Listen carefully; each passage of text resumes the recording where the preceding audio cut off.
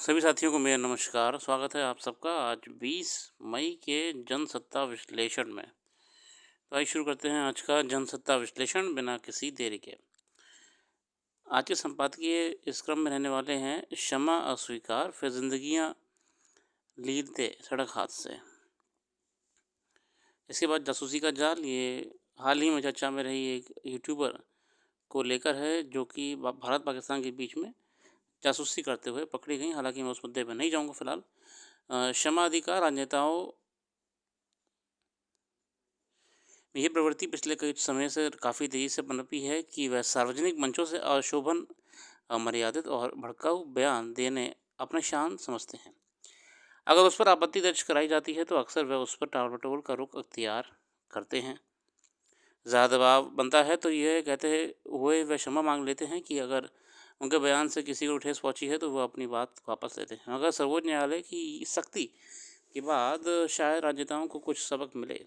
मध्य प्रदेश सरकार ये मंत्री विजय शाह ने कर्नल सोफिया कुरैशी के बारे में जैसी भद्दी टिप्पणी की, उसे लेकर स्वाभाविक होगा कि लोगों में रोष पैदा हुआ। मध्य प्रदेश न्यायालय ने उस पर स्वतः संज्ञान लेते हुए मंत्री के खिलाफ प्राथमिकी दर्ज करने का आदेश दिया।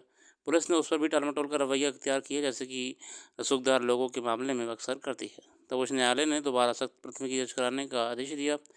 फिर मंत्री महोदय ने सर्वोच्च न्यायालय के समक्ष क्षमा याचना की, मगर सर्वोच्च न्यायालय ने उन्हें कड़ी फटकार लगाते हुए स्पष्ट कर दिया कि आपका कृत्य क्षमा योग्य नहीं है। इस मामले की जांच के लिए बाहरी राज्यों के 3 वरिष्ठ पुलिस अधिकारियों का एक विशेष कार्यबल गठित करने का आदेश दिया, जिसमें एक महिला अधिकारी भी होगी। न्यायालय इस मंच पर नज़दीक से नज़र रखा गया। देखिए, ये बहुत ही शर्मनाक होता है कि माननीय जितने होते हैं वो कभी कभी अपने पॉलिटिकल बेनिफिट्स के लिए या कुछ तबके को खुश रखने के लिए कुछ भी ऐसा बोल जाते हैं जो कि किसी व्यक्ति, महिला या पुरुष के लिए पहले तो बहुत ही असम्माननीय होता है, और दूसरी बात है एक अच्छे समाज की बिल्कुल भी उसमें झलक दिखाई नहीं देती है। हालांकि माननीय सर्वोच्च न्यायालय ने सख्ती बरतते हुए कहा कि एफआईआर दर्ज कराई जाए और साथ ही साथ में ऐसे जो भी एक्ट्स करे जाते हैं पॉलिटिकल लीडर्स के द्वारा, उसे डिस्करेज करा जाए।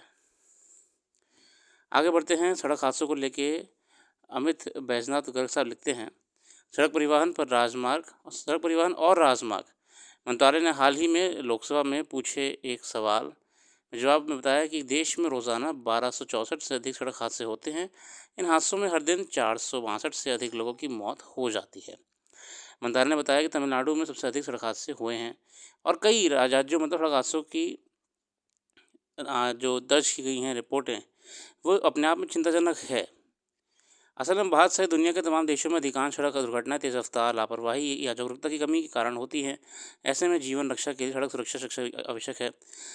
सड़क सुरक्षा पर विश्व स्वास्थ्य संगठन की जारी रिपोर्ट कहती है कि दुनिया भर में सड़क दुर्घटनाओं के कारण सालाना लगभग 10,19,000 लोगों की मौत होती है।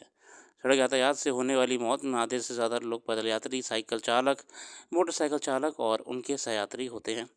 विकासशील अर्थव्यवस्थाओं में सड़क यातायात के दौरान लगने वाले चोटों की दर ज़्यादा है, जिनमें से एक बहुत ही बड़ा फीसद निम्न और मध्यम आय वाले देशों में होती हैं। राष्ट्रीय अपराध रिकॉर्ड ब्यूरो यानी एनसीआरबी की रिपोर्ट के मुताबिक वर्ष 2020 में 1.33 लाख लोगों की मृत्यु हुई थी। वहीं 21 में 1.55 लाख लोगों की मृत्यु हुई थी।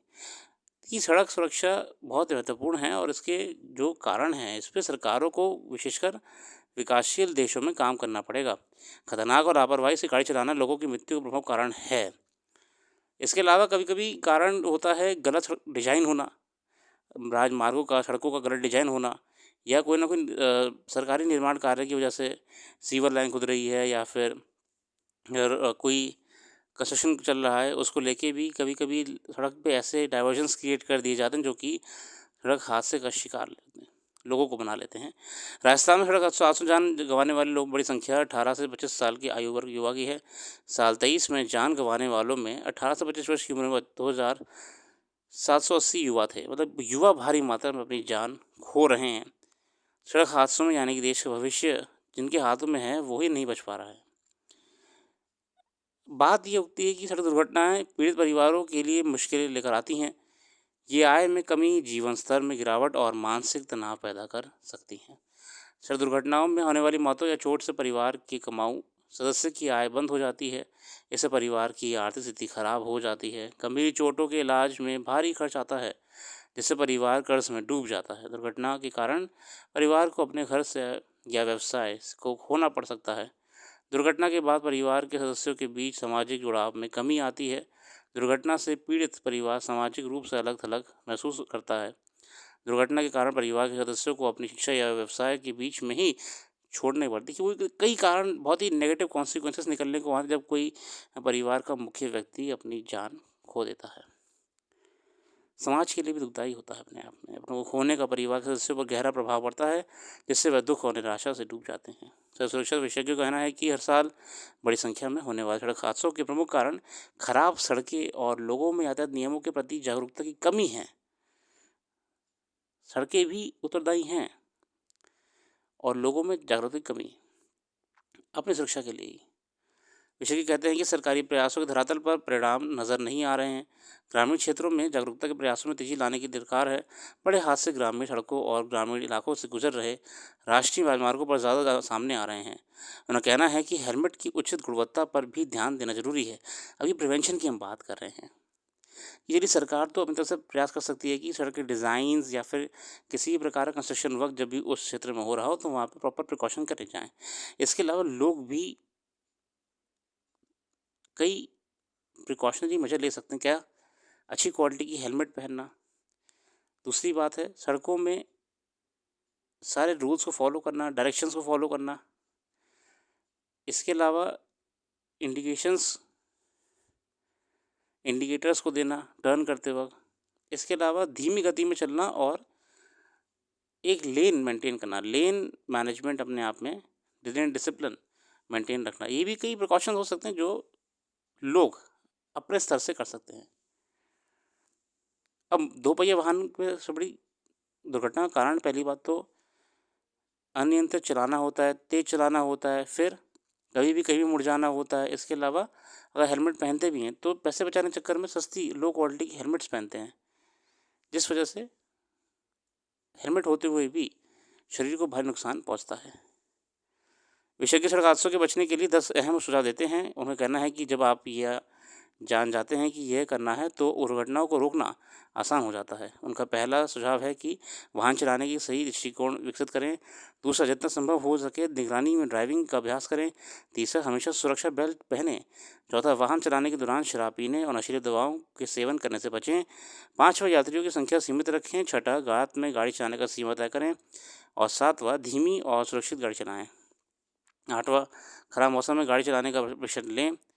नौवां, गाड़ी किनारे रोककर ही मोबाइल पर बात करें। आखिरी सुझाव है कि हर परिस्थिति में सुरक्षित वाहन चलाएं। इस तरह यात्रा को सुरक्षित और आसान बनाने में जिंदगियों को सड़क हादसों में गंवाने से बचाया जा सकता है। बिल्कुल प्रॉपर प्रिकॉशनरी मेजर्स लेके हम दुर्घटनाओं से बच सकते हैं। फिलहाल आज के लिए इतना रखते हैं और डिटेल में करंट अफेयर जानने के लिए आप हमारी वेबसाइट को भी विजिट कर सकते हैं। उसका लिंक डिस्क्रिप्शन में मौजूद है। आप और करंट अफेयर्स डिटेल में वहाँ पे पढ़ सकते हैं। Thank you.